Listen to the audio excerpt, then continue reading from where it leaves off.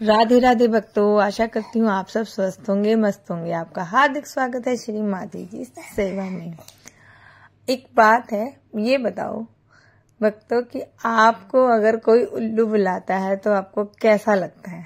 Naturally सी बात है, गुस्सा ही आता होगा। पर आज के बाद आपको गुस्सा नहीं करना। आपको कोई उल्लू बुलाए ना तो थोड़ी सी स्माइल कर दिया करो आगे से। वो इसलिए उल्लू माँ लक्ष्मी का सबसे प्रिय है। वो क्यों प्रिय पक्षी है माँ लक्ष्मी का? एक बार धरती पर माँ लक्ष्मी आई और वो जैसे दिवाली की रात आ जाती है, आपको पता ही है, वो घूमती हैं घरों में, सबके घरों में जाती हैं। तो वहां वो धरती पर आई और रात का टाइम था, कोई भी पक्षी नहीं था वहां पे। तो उल्लू ने सोचा क्यों ना माँ लक्ष्मी का वाहन बना जाए। उल्लू उड़ता हुआ इतनी तेज माँ लक्ष्मी के पास गया और कहने लगा कि आप मुझे अपना वाहन बनाएं। जब रात को माँ लक्ष्मी को कोई पक्षी नहीं नजर आया तो माँ लक्ष्मी ने उल्लू को अपना वाहन बनाया। तो अब बात कर लेते हैं कि घर में उल्लू रखना अच्छा होता है या नहीं।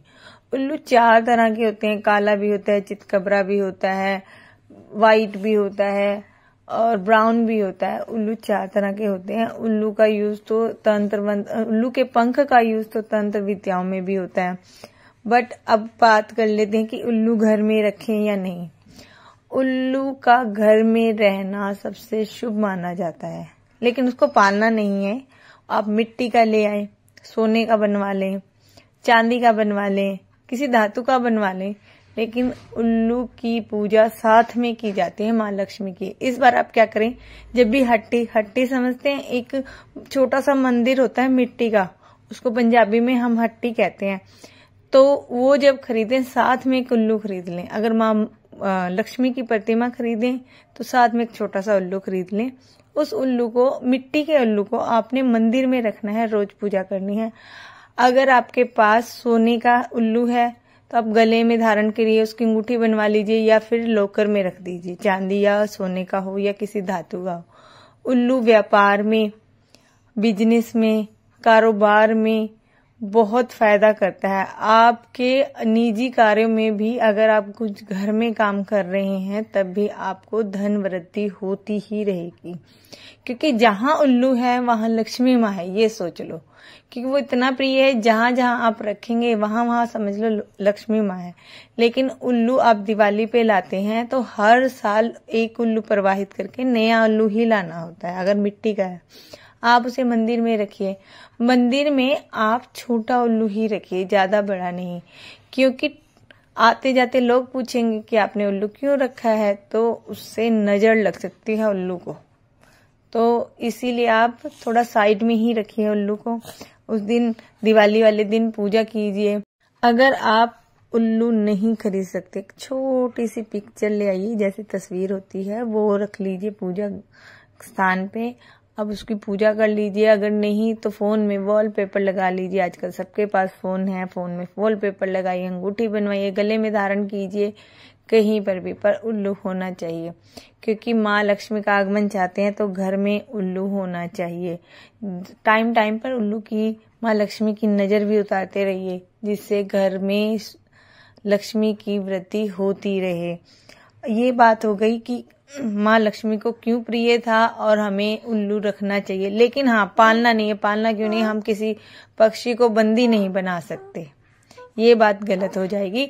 आप उल्लू के सिर्फ प्रतिमा रख सकते हैं, छोटी सी, जैसे मिट्टी का, सोने का, लोहे का, जैसे भी आपको ठीक लगे आप खरीद सकते हैं, आप पहन सकते हैं। उल्लू माँ लक्ष्मी का प्रिय है तो आपके घर में नेचुरली माँ लक्ष्मी का आगमन होगा ही होगा।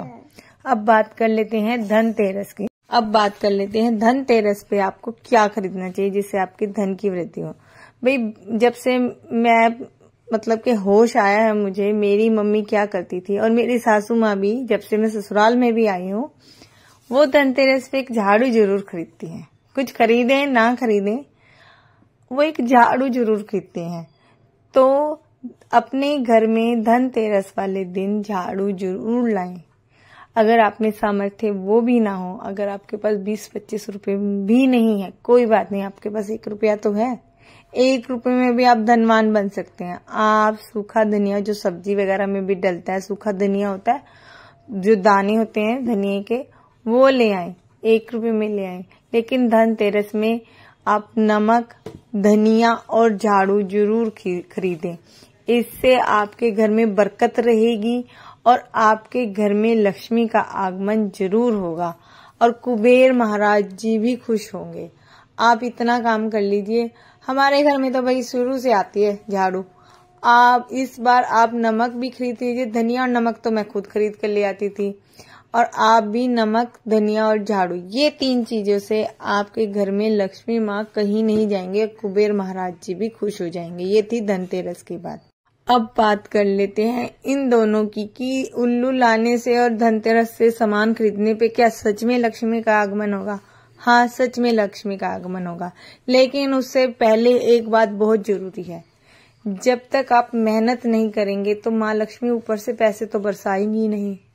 आपकी मेहनत, आप जो काम करते हैं ना, उसमें माँ लक्ष्मी बढ़ोतरी कर लेती है। वो दिन दोगुनी रात चौगुनी आपकी तरक्की कर देती है, पर आप पहले मेहनत तो करिए। वो कहावत सच है कि आपको अगर रोटी खानी है तो आटा तो आपको ही गूंदना पड़ेगा, आपको रोटी बनानी पड़ेगी, खानी पड़ेगी, तभी तो आपका पेट भरेगा। ऐसे कैसे माँ लक्ष्मी प्रसन्न हो जाएंगी?